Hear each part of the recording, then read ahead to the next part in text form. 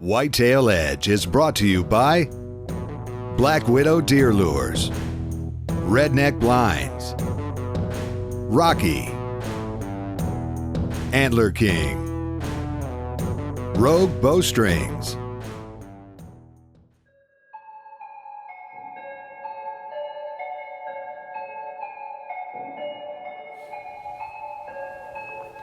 It's November 14th, and we're back in Illinois. We drove all night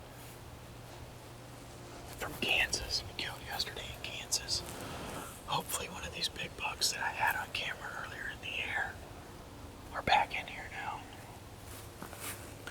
We hunted basically a week straight last week in here, and man, we just couldn't buy a big deer. We couldn't even see one.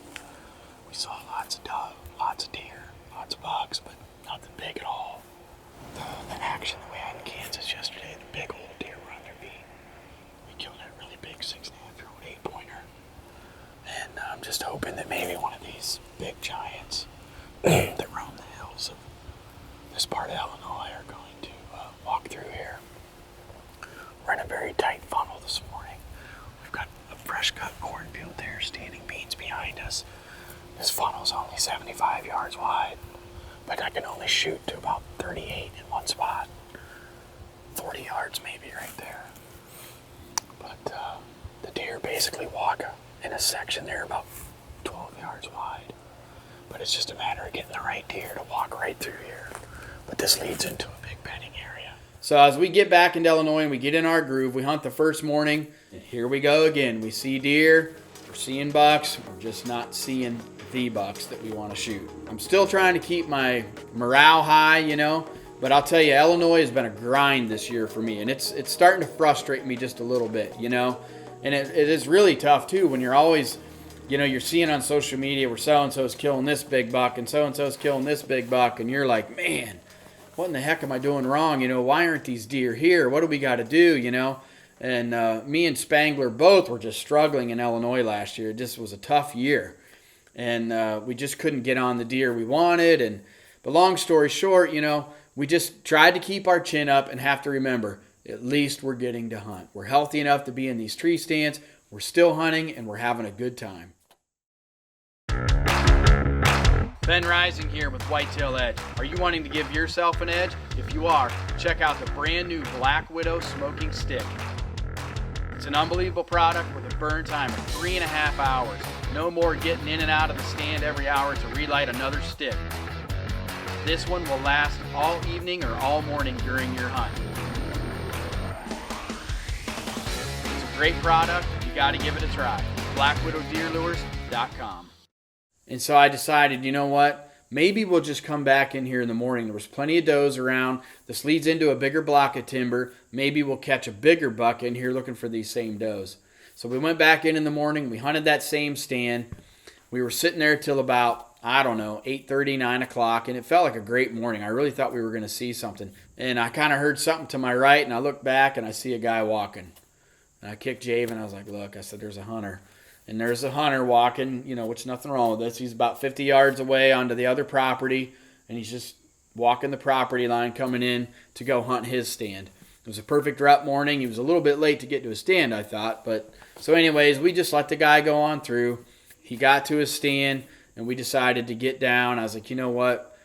I think it's shot anyways because he's headed right towards where we thought those deer were coming from off the neighboring farm, because they had the biggest block of timber in the most bedding area. They would just be coming through our little spot pushing does. As we were on our way out of the stand and through the cornfield, we could see across the road into the block of timber where we had been hunting, and we seen two good bucks kind of just pushing each other around a little bit. And I said, one of those bucks is a shooter for sure. I said, it's not a huge rack. I said, but it's a big old deer.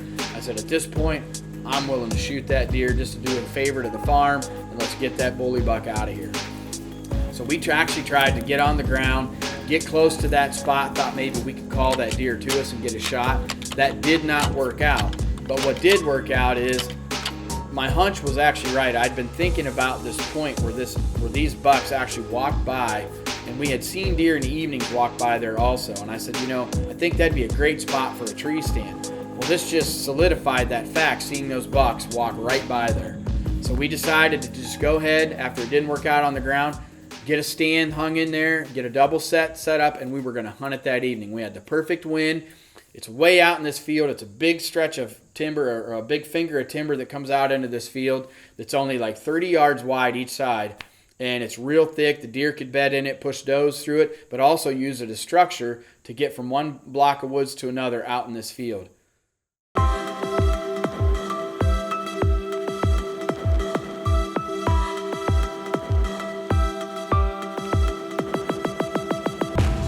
There's a big mature deer in this draw. Giving it a shot tonight. You know, we hung this double set, me and Javin, and we're gonna try to sit here and see if we can't catch something in this big picked cornfield coming out of this side of the timber. We've not ever been able to hunt this side of the timber the whole time we've been here because of the standing corn and winds and whatnot. At the other end of this thicket too, there's a big draw.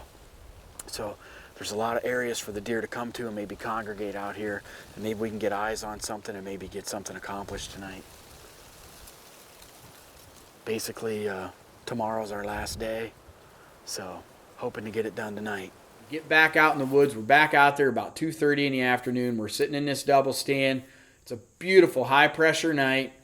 You know, according to the moon guide, things are going to be happening about 4 or 5 o'clock right in there. So once we're sitting in the stand, it wasn't even that time. I'm talking like 4 o'clock. We look up and I just see big buck running across the field. He's pushing a doe. I see a little buck. And a lot of this footage I don't think Javin could capture fast enough because, you know, we're trying to get turned around. I was like, Javin, here he is. He's right here. And I mean, this was happening fast.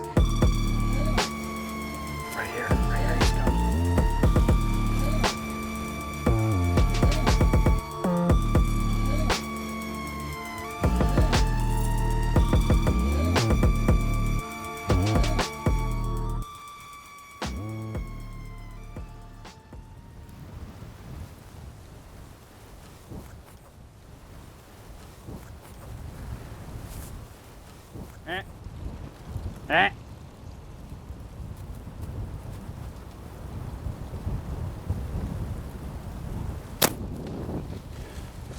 Yes!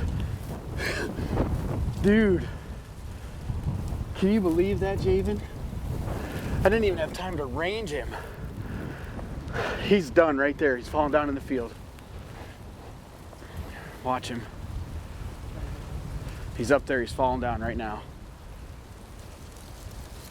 I had to just judge. I mean, I just had to use my, and I put the 30-yard pin on him, and the wind is so windy, and it took me a second to get on him, but I was shooting in the wind today, or at lunchtime, just practicing, and I'm so glad that I did. Yes! Good job, Javin. I just don't believe that just happened. I just don't believe it. What in the world, dude?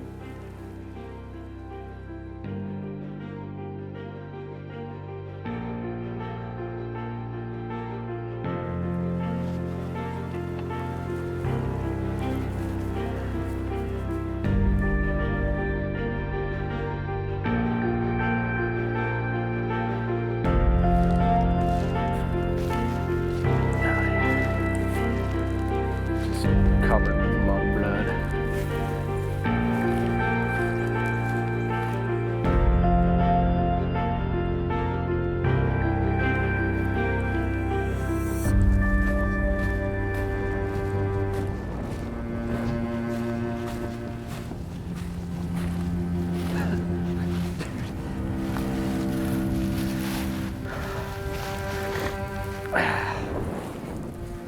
Oh yeah. Big old Illinois. What do you say? I just can't believe it happened like that. I just can't. I've killed 4 deer with my bow. What more do you want? I mean, you know, to be able to come out here and then just enjoy Mother Nature, the great state of Illinois, and just have fun and, you know, film these deer and, you know, try to teach what we know and what we're learning too, you know, every day. So I don't know what to say. I mean, it's just I'm happy I'm tickled to death. And you don't always have to shoot the most biggest buck in the woods to have fun. And I really want kids and people to understand that too, that you don't have to shoot 160, 170 inch deer to enjoy the sport of hunting. I mean, this sport is here for us to enjoy, and you enjoy it however you want to enjoy it. And if it makes you happy, then that's how you should do it. Hope you guys enjoyed this episode here, but stay tuned for the next episode because we're going back to Ohio to watch team member J.D. Pyatt have his own ups and downs and then a great celebration with his wife.